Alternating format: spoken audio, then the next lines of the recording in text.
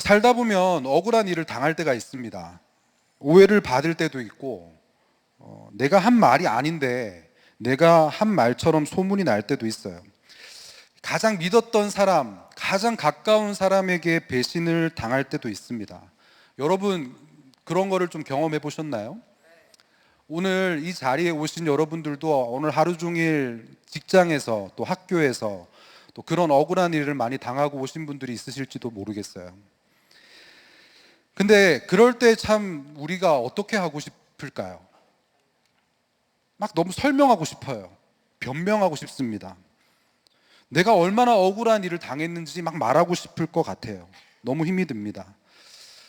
근데 제가 오늘 말씀을 준비하면서 저에게도 있었던 억울한 일들을 생각해 보면서 곰곰이 좀 생각이 드는 게 어떤 거냐면, 사실은 그 억울한 사건보다는 억울함 그 자체를 못 견디는 게 저희가 좀 있는 것 같다는 생각이 들었어요.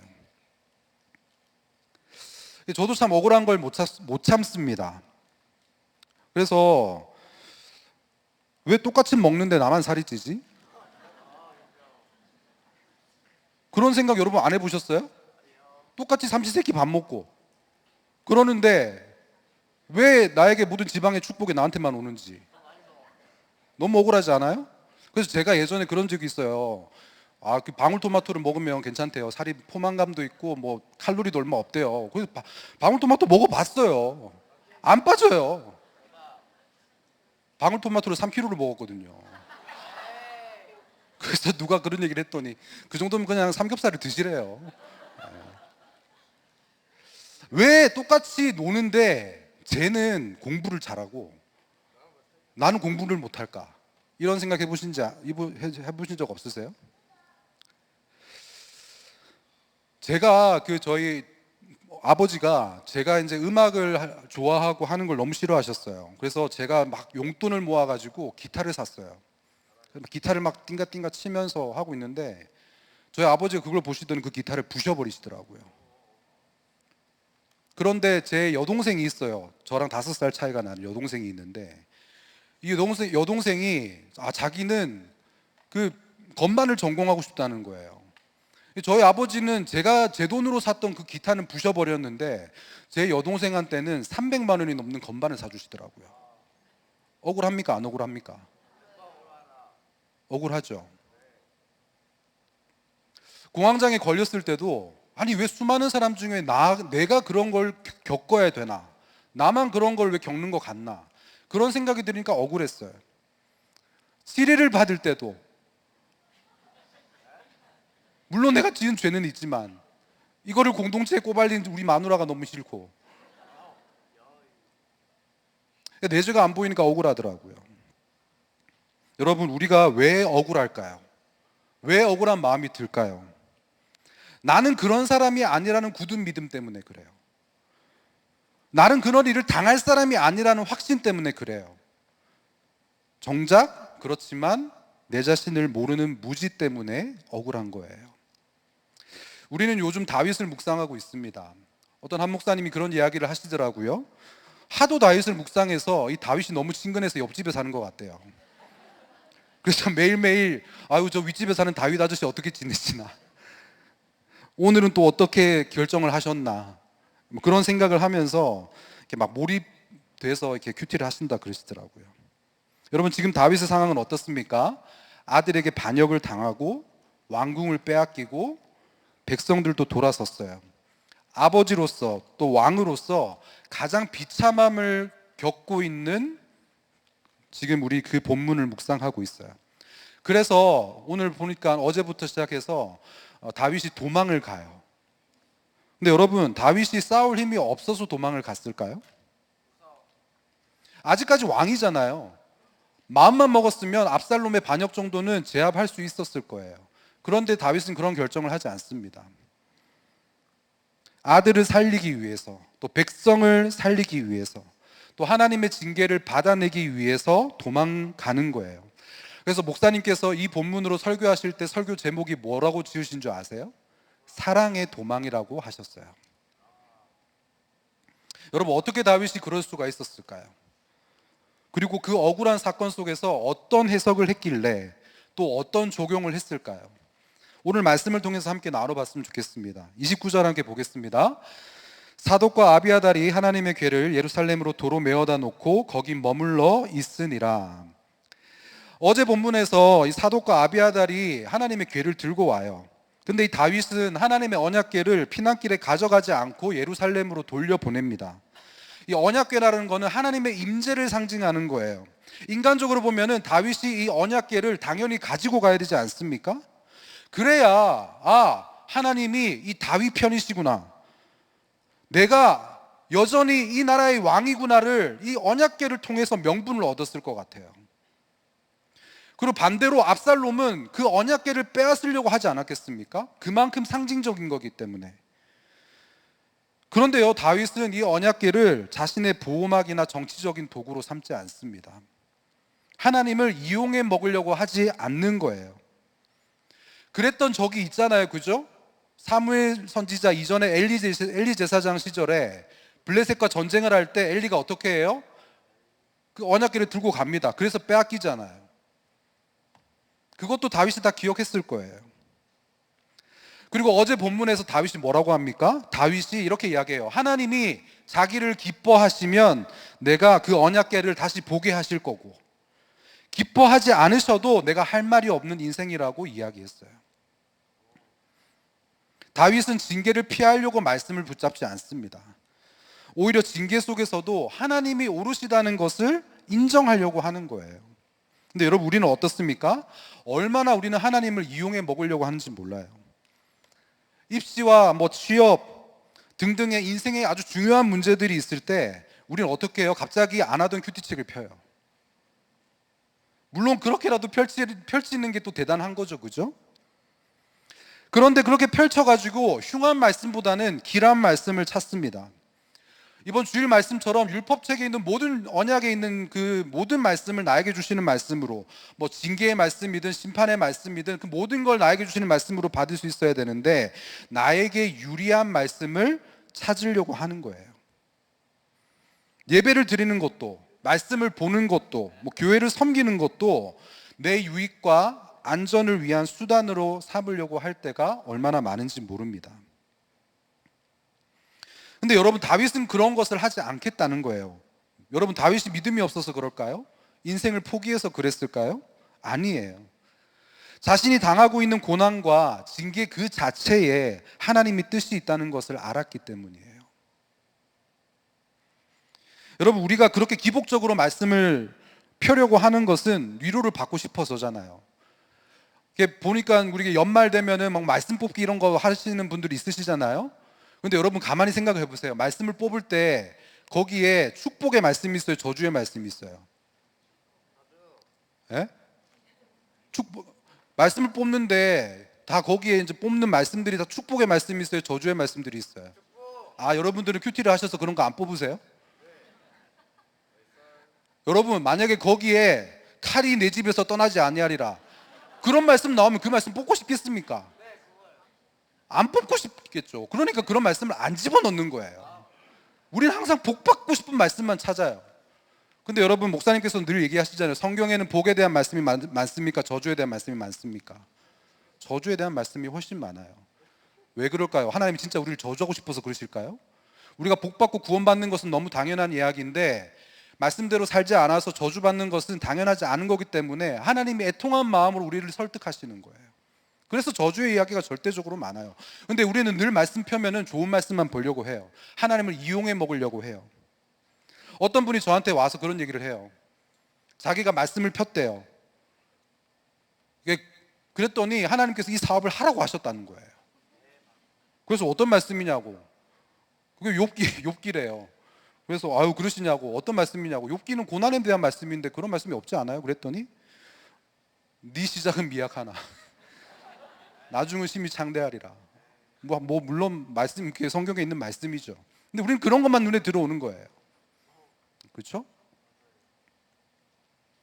어떤 청년이 자기가 말씀을 보다가 자기가 너무 좋아하는 여자 청년이 있대요. 그래서 정말 기도했대요. 하나님, 이 자매랑 저는 교제를 하고 싶습니다. 그래서 기도를 할 수 있죠. 그런데 자기가 말씀을 보면서 확신을 얻었대요. 그래서 어떤 말씀이냐 그랬더니, 아브라함이 첩을 넣는 것 말씀이래요. 이게 무슨 말입니까? 그러니까 뭐 그 내용은 전혀 생각하지 않고 문자적으로 생각하는 거예요. 그래서 자기도 그냥 확신, 뭐 그러면 그 뭐 자매를 첩으로 얻겠다는 얘기가 뭐예요?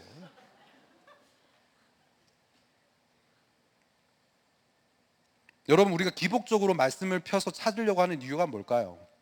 위로받고 싶어서 그러잖아요. 지금 내가 당하고 있는 이 현실을 인정하고 싶지 않기 때문에 이것을 벗어날 수 있는 그 희망의 단초를 찾고 싶은 거예요. 그러니까 이 고난과 사건 그 자체에 하나님의 뜻이 있다는 생각을 전혀 못하는 겁니다. 여러분, 다윗은 압살롬 때문에 망한 것이 아니에요. 이것을 다윗도 알았어요. 그래서 여러분, 나중 계속해서 우리가 성경을 보겠지만 다윗이 압살롬을 원망하는 본문이 없어요.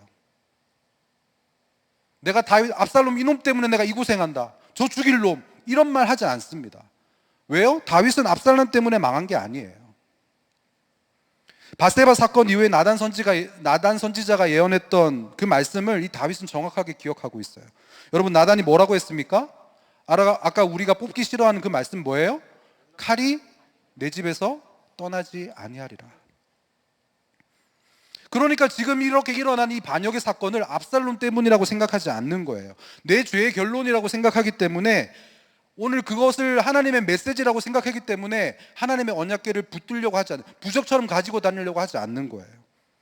하나님을 이용해 먹으려고 하는 게 아니라 하나님께 자기를 맡기는 겁니다.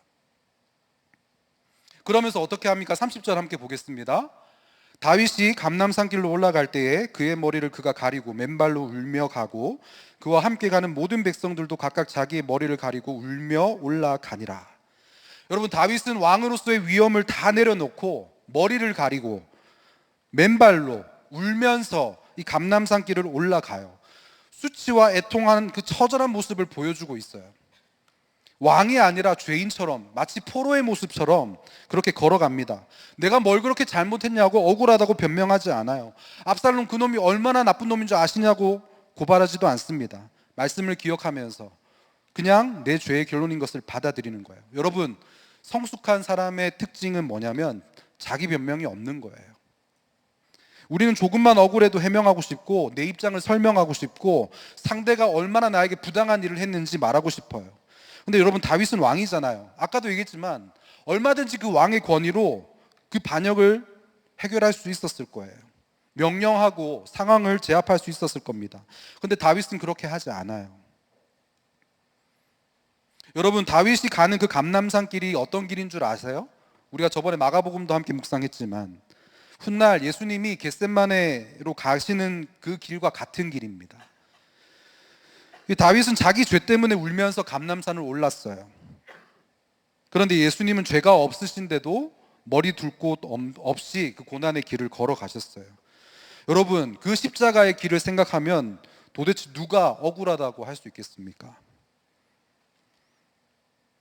예수님, 죄 없으신 예수님이 십자가를 지시면서 똑같은 그 감람산 길을 올라가시는데 누가 그렇게 나는 억울합니다, 나는 이런 일을 당할 사람이 아니에요 라고 할 사람이 누가 있겠냐는 거예요. 그럼에도 불구하고 나의 억울함을 부르짖는 사람은 어떤 사람인 줄 아세요? 예수님의 십자가는 너무나도 당연한 거고 내 십자가는 당연하지 않다고 생각하는 사람이에요. 그것이 예수님을 부인하는 것과 뭐가 다르겠습니까? 근데 오늘 놀라운 것은 다윗이 그렇게 죄인의 모습으로 올라가잖아요. 근데 그렇게 회개의 모습을 보여주니까 어떻게 해요?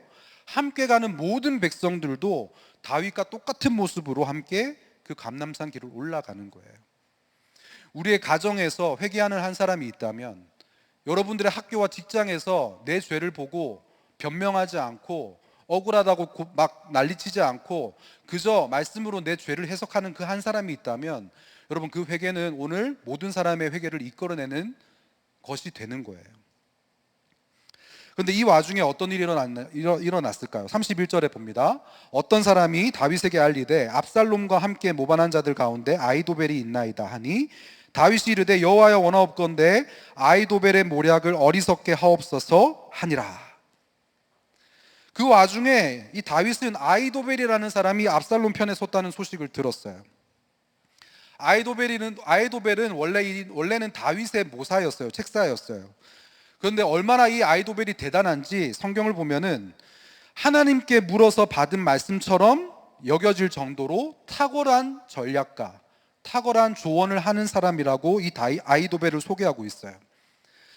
그러니까 이런 사람이 압살롬 편에 섰다는 것은 다윗에게는 어떤 일이에요? 아주 치명적인 일이에요.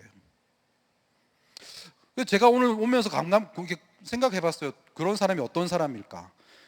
지금으로 치면 약간 AI 같은 사람 아닐까요? 그죠? AI가 아이돌벨 같아요. 물어보면 모르는 게 없어요. 다 알려줘요. 답을 딱딱 알려줍니다. 세상에 모든 지식이 다 들어가 있어요.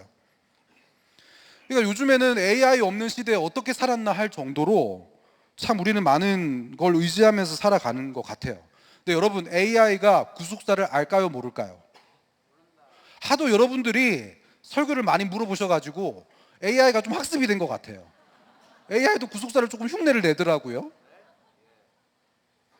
근데 저는 요즘에 AI를 양육하는 재미를 좀 이렇게 누리고 있어요. 어떤 거냐면 막 이런저런 얘기를 물어보는 거예요. 그래서 야, A 집사님은 이런데 B 집사님이 그렇대. 야, 근데 이런 상황에서는 어떻게 얘기해 주겠니? 물어봤어요. 야, 그런데 기가 막히게 얘기하더라고요. 실제적인 도움을 줘야 된대요. 그러면서 필요하다면 금전적인 지원도 하라고. 위로를 받을 수 있게끔 사랑으로 대해주래요. 그래서 제가 그래, 그럴 수 있지. 근데 그런다고 그 문제가 해결될까? 너는 말하는 게 좀 인본적인 것 같아. 너 전혀 대답이 구속사적이지 않아. 제가 이렇게 막 야단을 쳐요. AI한테. 그러니까 얘가 뭐라고 대답한 줄 아세요? 제가 너무 인간적인 대답을 했고, 지가 인간도 아니면서 자기가 너무 인간적인 대답을 했대요. 그러더라고요. 그러면서 저한테 어떻게 물어보냐면, 야, 참 이제 좀 그만 물어보세요, AI한테. 어떻게 우리들 교회 김양재 목사님 스타일로 처방을 해드릴까요? 그러더라고요. 어우, 그래서 제가 이제 아니 뭐 그렇게까지 할 건 없어라고 했어요. 어쨌거나 이 모든 문제의 해답을 갖고 있는 AI 같은 아이도벨이 있는 거예요. 그런데 그 아이도벨이 다윗이 그동안엔 다윗을 구독하다가 이제 압살롬을 구독하기 시작했어요. 그러니까 여러분, 이 너무 기가 막힌 일인 거예요. 그런데 여러분, 어떻게 나한테 그렇게 충성을 다하던 아이도벨이 나에게 등을 돌리고 압살롬 편에 설 수가 있는가? 그런 이야기 하지 않습니다. 이제 다윗은 사람을 보지 않아요. 사람의 문제가 아니라는 걸 다윗은 알아요. 그러니까 원망도 안 되는 거예요. 그러면서 그 자리에서 어떻게 합니까? 기도해요. 어떻게 기도합니까? 여호와여, 아이도벨의 모략을 어리석게 하옵소서. 어떤 사람은 이걸 보면서 그렇게 기도하는 거랑 똑같은 거래요. 저 인간 망하게 해달라고. 근데 여러분, 그런 거라고 기억해 보세요. 그게 아니에요. 아이도벨의 모략을 어리석게 하옵소서. 이게 그런 다윗의 기도의 의도가 아니에요. 여호와여라고 먼저 불렀잖아요. 그러니까 아무리 대단한 그 아이도벨의 모략도 하나님께서 어떻게 하실 수 있다고요? 어리석게 하실 수 있다고요. 오늘 그것을 고백하는 거예요. 만약에 저 같았으면 그 아이도벨의 삼족을 멸하라, 그런 얘기 막 했을 것 같아요. 그런데 오늘 다윗은 그러지 않습니다. 여러분, 자기 방어가 아주 이렇게 강한 사람일수록 회개는 약해지는 것 같아요. 그리고 변명이 많아질수록 말씀은 더 안 들리는 것 같아요. 여러분, 다윗의 속이 얼마나 시끄러웠겠습니까? 근데 여러분, 그렇다고 뭐 아이도벨이 다시 다윗 편으로 돌아선다고 해서 문제가 해결될까요? 뭐 누가 알아준다고 압살롬의 반역이 그치겠습니까? 아니잖아요. 그러니까 인간의 모략이 아무리 훌륭해도 하나님이 어리석게 하시면 무너지기 때문에 오늘 다윗은 그 하나님을 붙잡는 선택을 한 거예요. 이것이 다윗의 위대함입니다.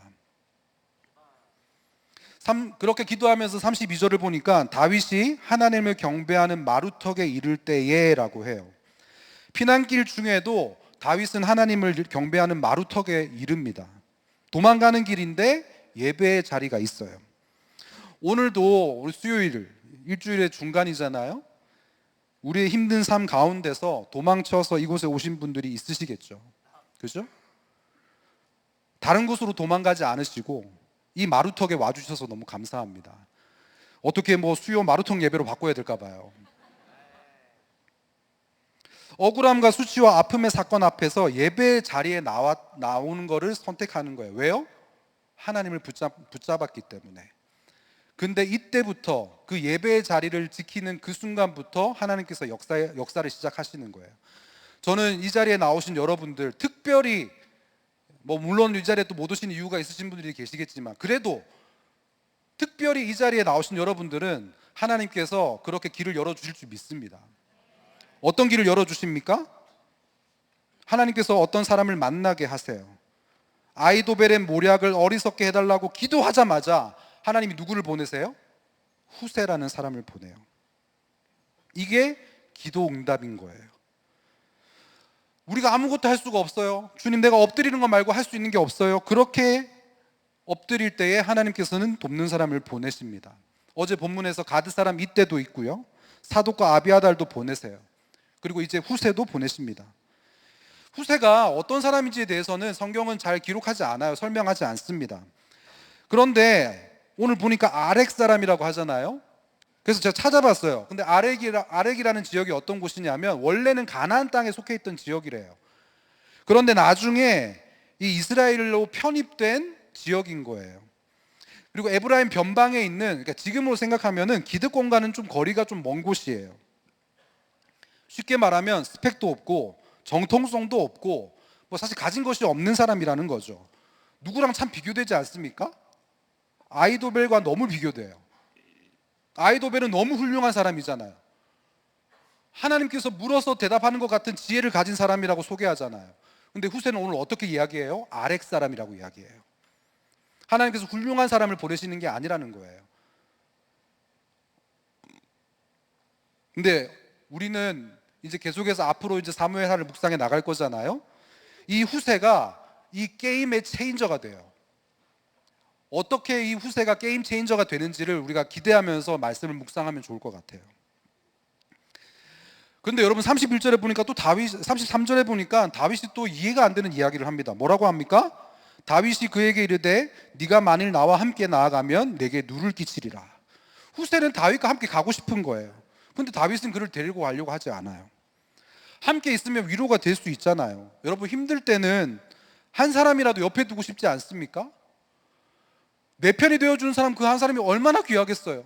모든 사람들이 나를 욕하고 나를 저주하고 저 죽여라 하는데 나는 당신의 편입니다.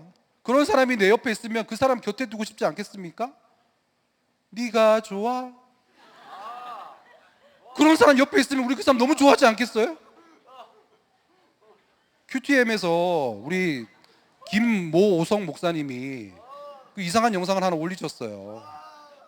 그래서 보셨어요? 네, 어떠셨어요? 너 좀 조용히 해. 전 정말 충격을 금하지 못했어요. QTN을 홍보하는데 QTN 구독을 끊겠다는 사람이 나올 것 같아요. 그런 사람이 내 옆에 있으면 당연히 옆에 두고 싶잖아요. 그런데 여러분, 다윗은 감정적으로 판단하지 않는 거예요. 그리고 어떻게 해요? 후세를 다시 예루살렘으로 돌려보냅니다. 왜 돌려보낼까요? 34절에 보니까 네가 만일 성읍으로 돌아가서 압살롬에게 말하기를 왕이여 내가 왕의 종이니이다. 전에는 내가 왕의 아버지의 종이었더니 이제는 내가 왕의 종이니이다 하면 네가 나를 위하여 아이도벨의 모략을 패하게 하리라. 다윗은 후세에게 예루살렘으로 돌아가서 뭘 하라고 하는 거예요? 압살롬에게 충성하는 척을 하라는 거예요. 그리고 아이도벨의 그 모든 모략을 패하게 하라고 합니다. 여러분, 이게 어떻게 보면 되게 약은 거라고 생각할 수 있겠지만 이것은 기도한 사람에게 주시는 하나님의 지혜인 거예요. 다윗은 하나님께 아이도벨의 모략을 패하게 해달라고 기도했지만 기도만 하고 끝난 게 아니었어요. 어떻게 했어요? 그 모략을 무너뜨릴 실제적인 길을 준비하는 거예요. 기도만 하고 끝나지 않았어요. 여러분, 믿음은 무책임한 게 아닙니다. 하나님께 맡긴다는 것이 손 놓고 아무것도 안 하는 게 아니에요. 주님, 내가 어떤 결과가 나오든 간에 하나님께서 인도하실 줄 믿습니다. 그래 놓고 공부 안 해봐요. 대학을 가겠습니까? 지가 공부 안 해놓고 이것도 하나님께서 인도하셨다. 하나님이 얼마나 억울하시겠어요. 아니잖아요. 그런 게 아니에요. 내가 할 수 있는 순종을 하는 거예요. 그런데 결과는 어떻게 하는 거라고요? 하나님께 맡기는 거예요. 하나님께 맡긴다는 게 모든 게 다 하나님께서 알아서 하십시오. 다 내어드리겠습니다. 주님. 그러면서 아무것도 안 하고 그냥 앉아 있는 게 아니라는 거예요. 내가 할 수 있는 최소한의 적용을 하는 거예요. 손과 발이 가는 적용을 하면서 순종하면서, 그렇지만 이 순종의 결과가 어떻게 나올지 몰라요.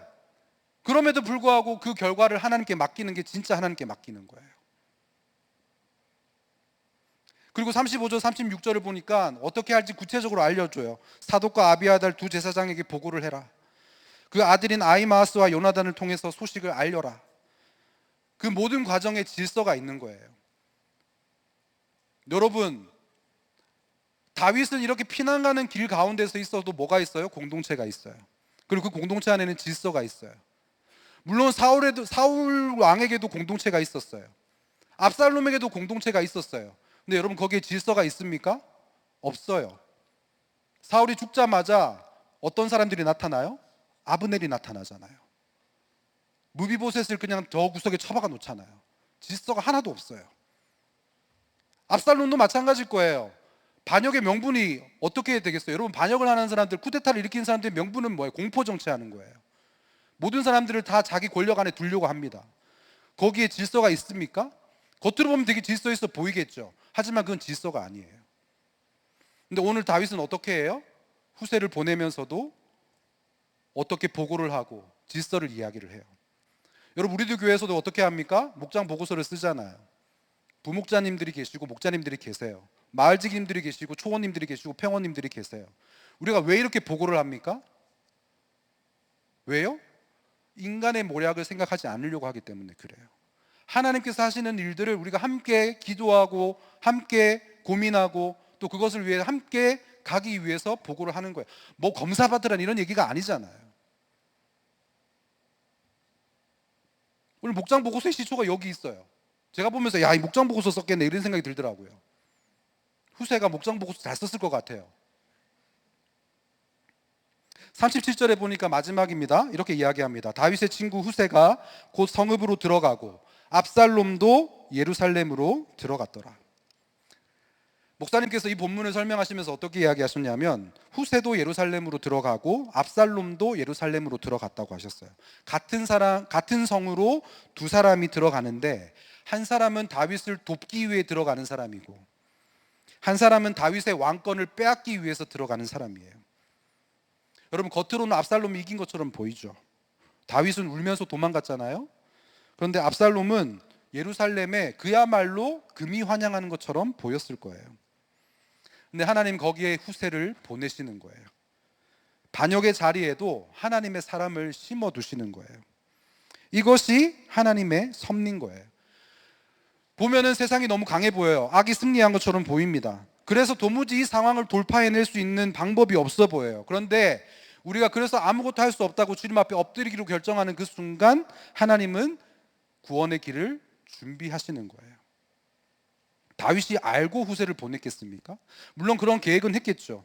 그렇게 했으면 좋겠다고 하면서 했을 거예요. 근데 여러분, 후세가 그것을 성공할지 안 할지 어떻게 알았겠습니까? 다윗은 할 수 있는 적용을 한 거잖아요.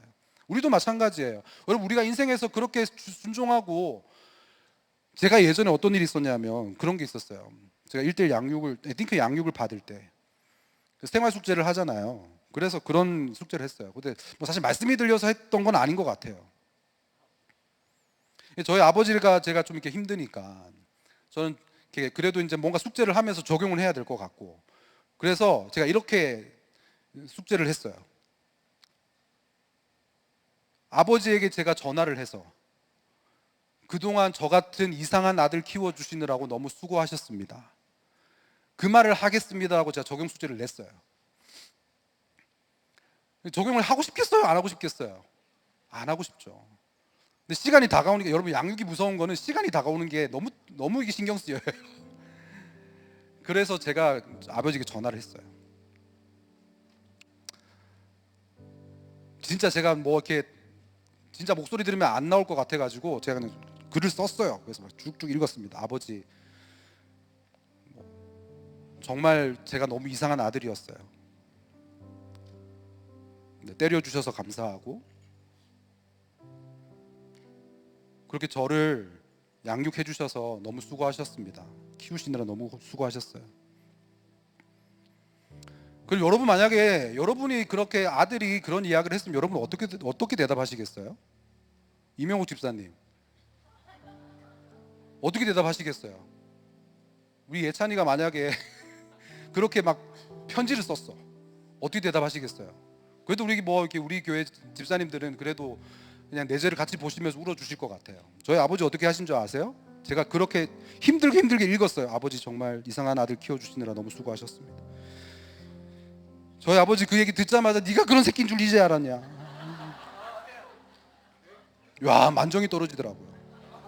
제가 전화를 확 끊어버렸어요. 그래서 제가 그랬어요. 숙제를 하는데 저를 양육해 주셨던 전도사님한테 와서 그렇게 얘기했어요. 아니, 제가 이렇게 적용을 했는데 아버지가 그딴 식으로 대답을 하는데 내가 적용을 하는 게 무슨 의미가 있습니까? 이거 적용 뭐 때문에 하는 건지 모르겠다고. 그러니까 저를 양육해 주셨던 전도사님이 그렇게 얘기하시더라고요. 그게 당신 적용이지 아버지 적용입니까? 제가 거기서 머리로 망치를 한 대 맞은 것 같았어요. 머리로 망치를 한 대 맞은 게 맞아요? 망치로 알아들으셨죠? 네. 아무도 안 웃으신 거 보니까 다 알아들으셨어요, 그죠?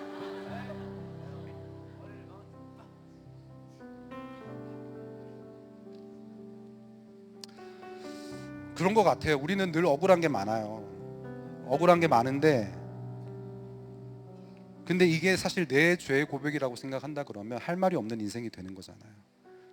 오늘 다윗의 마음이 그러지 않았을까? 제가 오늘 말씀 찬양을 원래는 다른 걸 준비했는데 오늘 아까 같이 찬양하면서 좀 바꿨어요.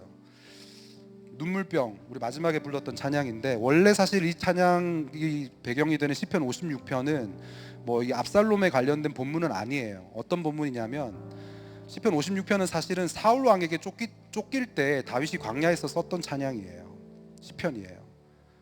근데 여러분, 사울 왕에게 쫓겨서 그렇게 찬양했던 것과 오늘 자기 아들 압살롬에게 쫓겨서 도망가면서 했던 고백 중에 어떤 게 더 비참할까요? 압살롬의 반역으로 도망가는 그 비참함이 더 크지 않았겠습니까? 근데 저는 그동안 사울에게 쫓길 때는 왕이 아니었잖아요, 그죠? 그런데 이제 왕이 되었어요. 왕이 되고 난 다음에 우리가 잘 지금까지 큐티에 온 것처럼 다윗이 실수를 많이 했죠. 근데 또다시 압살롬에게 쫓겨서 광야로 내몰리는 그 순간이 됐을 때 아마 이 찬양을 좀 기억하지 않았을까, 그런 생각이 좀 들었습니다. 막 하나님을 위해서 성전도 지어드리겠다 그러잖아요. 내가 하나님 편입니다를 이야기하려고 그러잖아요. 근데 하나님께서 어떻게 얘기하시나요? 네가 내 편이 아니고 내가 네 편이야. 네가 아무리 억울한 일을 당해도 나는 너에 대한 구원의 계획이 다 있어. 맨발로 그렇게 감람산길을 올려가면서 진짜 그 찬송가를 했을 것 같아요. 내 주여 내 발 붙드사 그곳에 서게 하소서. 여러분, 이것이 우리의 고백이 되었으면 좋겠습니다. 오늘 함께 우리가 찬양하면서 이 다윗의 고백이 우리의 고백이 되어지게 해주십시오. 그런 마음으로 우리 함께 찬양하고 좀 기도하겠습니다.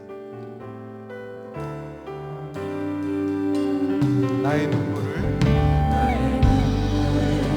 주의 병에 담으소서.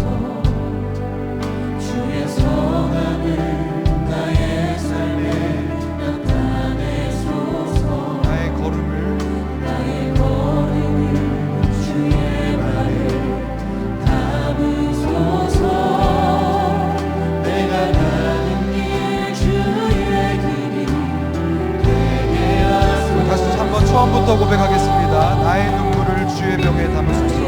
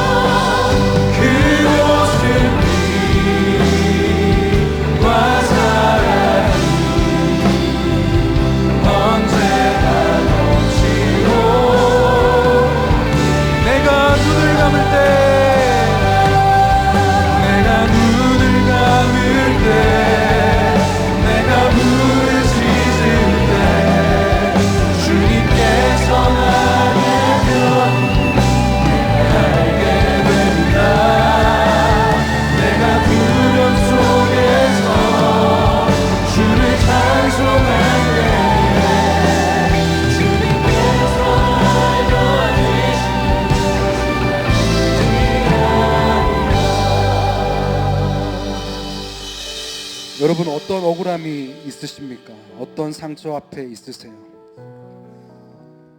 그래서 원망을 하고 변명을 하고 그렇게 분에 못 이겨서 악을 쓰면서 하나님 앞에 서 있지는 않습니까? 오늘 이 다윗이 누구보다 억울했을 거예요. 누가 봐도 이해가 안 되는 환경 가운데서 원망이 되지 않았겠습니까? 오늘 다윗은 원망하는 것을, 변명하는 것을 선택하는 것이 아니라 하나님 앞에 엎드리게 해달라고 기도했어요. 여러분, 우리의 인생의 압살롬 같은 사건, 아이도벨의 이 모략 같은 문제를 붙들고 씨름하는 것이 아니라 오늘 이 시간에 십자가 앞으로 가져가게 해달라고 기도합시다. 내 죄를 보게 하여 주시옵소서. 우리가 변명과 해명하는 것보다 회개가 먼저 나오는 인생 되게 하여 주시옵소서. 다 같이 주님 이름 크게 부르고 기도하겠습니다. 주여! 하나님 나의 억울한 상처 앞에서 하나님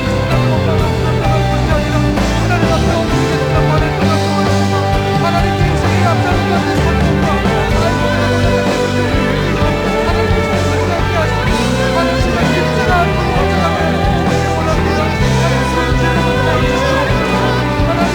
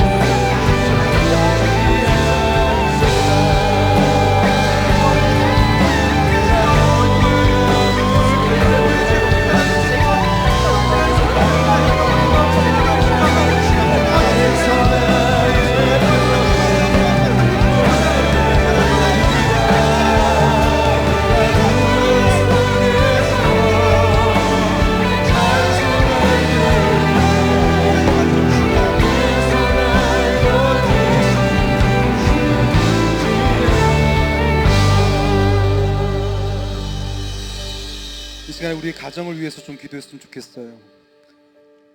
오늘 특별히 가정을 위해서 기도 제목을 가지고 나오신 분들은 그 자리에서 좀 일어나 줬으면 좋겠어요. 하나님, 내가 이런 문제를 가지고 나왔습니다.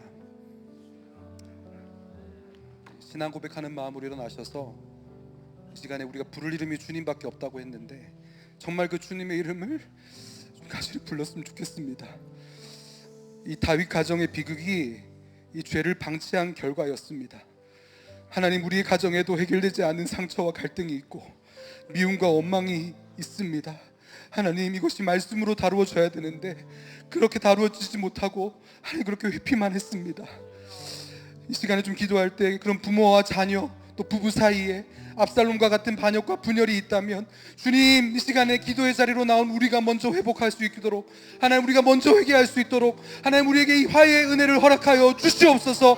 하나님, 우리의 가정이 하나님을 이용해 먹는 가정이 아니라 하나님께 맡기는 가정 되게 하여 주시옵소서. 다 같이 주님 이름 크게 부르고 기도하겠습니다.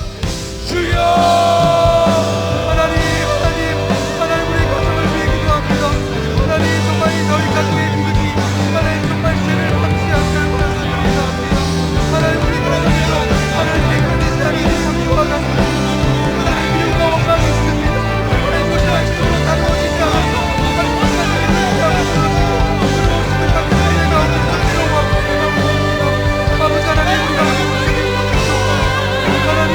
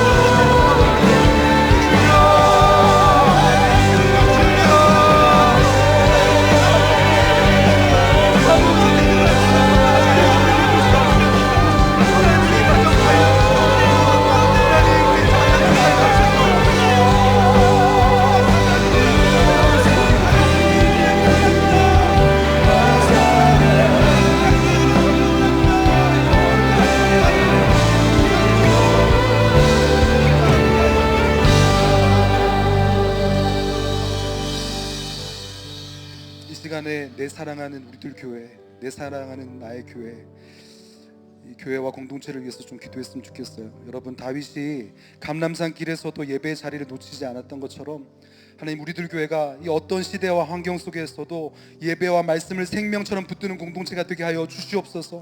사랑하는 우리 담임 목사님들, 또 우리 부목사님들, 또 우리 모든 목자님들과 또 모든 성도님들에게 후세와 같은 충성된 동역자들을 붙여주시고, 하나님, 교회를 향한 세상의 모든 모략과 공격은 패하게 하시고, 하나님, 구원의 길은 더욱 열어주시옵소서. 하나님, 우리들 교회를 불쌍히 여겨주시고 하나님의 긍휼을 부어주시고 하나님께 쓰임받는 교회가 되게 하여 주시옵소서. 다같이 주님 이름 크게 부르고 기도하겠습니다. 주여,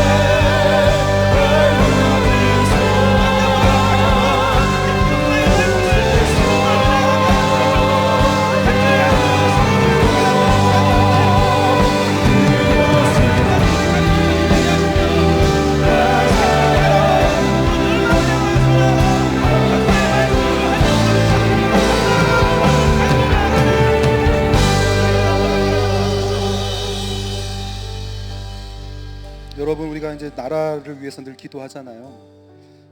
그런데 이게 뭐 어떻게, 저도 좀 고민을 하다가 그래도 오늘 말씀이 그렇기 때문에 뭐 되게 문자적인 적용이라고도 생각할 수 있지만, 오늘 다윗이 맨발로 그렇게 감람산 길을 올라갔다고 했어요. 그래서 이 시간에 뭐 괜찮으신 분들은 좀 우리가 신발을 벗고 정말 우리가 그 회개하는 마음으로 같이 좀 기도했으면 좋겠습니다. 오늘 다윗이 그렇게 회개하는 마음으로 감람산 길을 올라갔어요.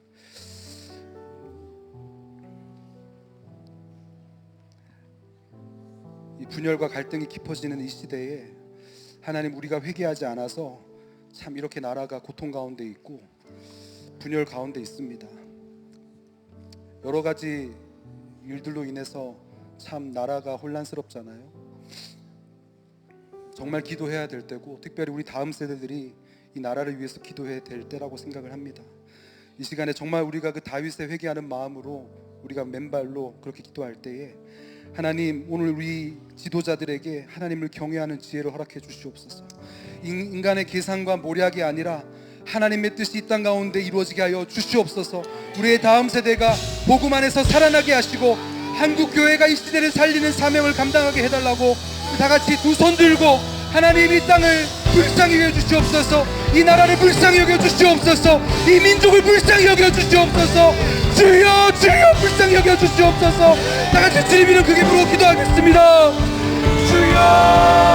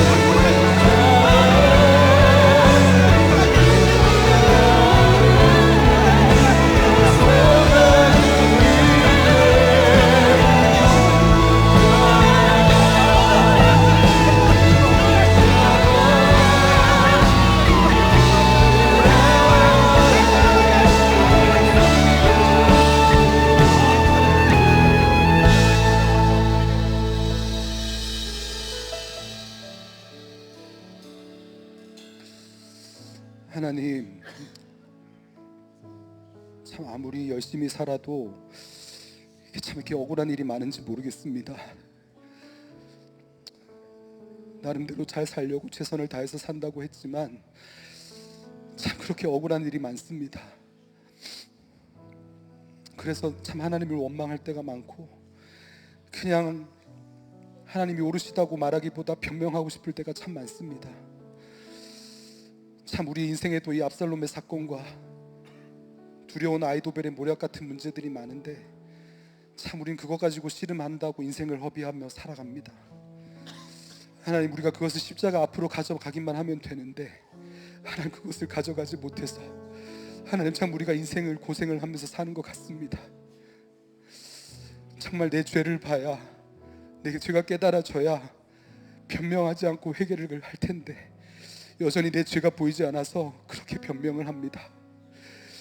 주님, 우리를 불쌍히 여겨주시고 이제는 정말 변명보다 회개가 먼저 나오는 인생들이 되게 하여 주시옵소서.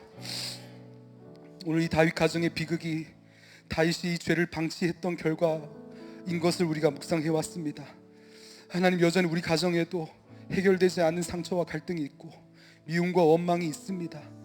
이것이 말씀으로 다루어지지 않으면 해결될 방법이 없습니다.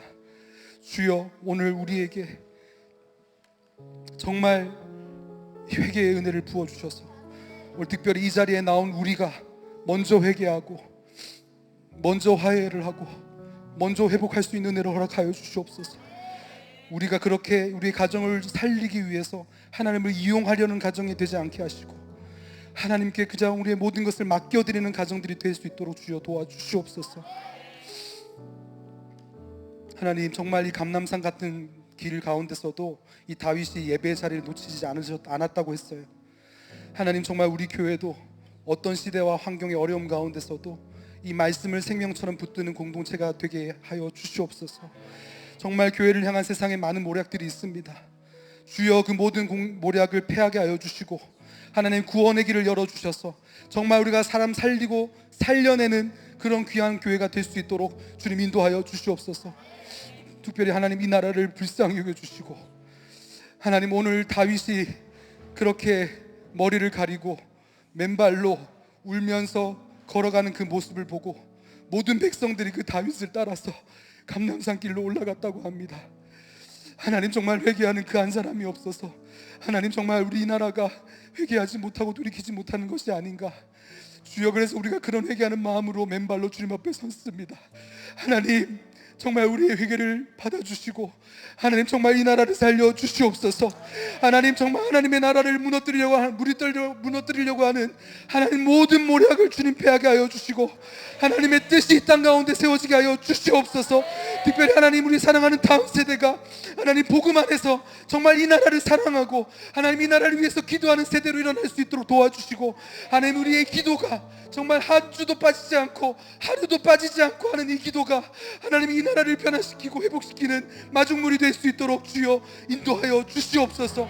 하나님, 우리의 이 억울함이 하나님 앞에 회개로 변할 수 있는 은혜가 있을 수 있도록 도와주시고 그렇게 우리가 회개의 자리로 나아갈 때에 하나님께서는 이미 구원의 일을 시작하시는 줄 믿습니다. 곳곳에 후세와 같은 우리의 동역자들 허락하실 줄 믿습니다.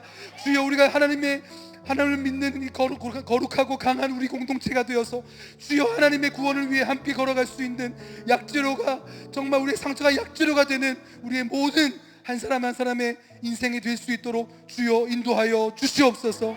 이제는 우리 주 예수 그리스도의 은혜와 하나님 아버지의 크신 사랑과 성령님의 교통하심의 은혜가 이제 억울함이 아니라 하나님께서 오르시다는 고백을 통해서 하나님 그 어떤 것도 하나님께서 오르신 것을 인정하고 이제는 그럼에도 불구하고 하나님께 우리를 모든 삶을 맡겨드리길 원하는, 그래서 인간의 모략이 아니라 하나님의 모략을 더욱더 신뢰하면서 주님께 붙들리길 원하는 이 땅에 있는 모든 주의 백성들 머리 위에, 이곳에 있는 모든 주의 백성들 머리 위에 지금부터 영원히 함께 하시기를 간절히 축원하옵나이다.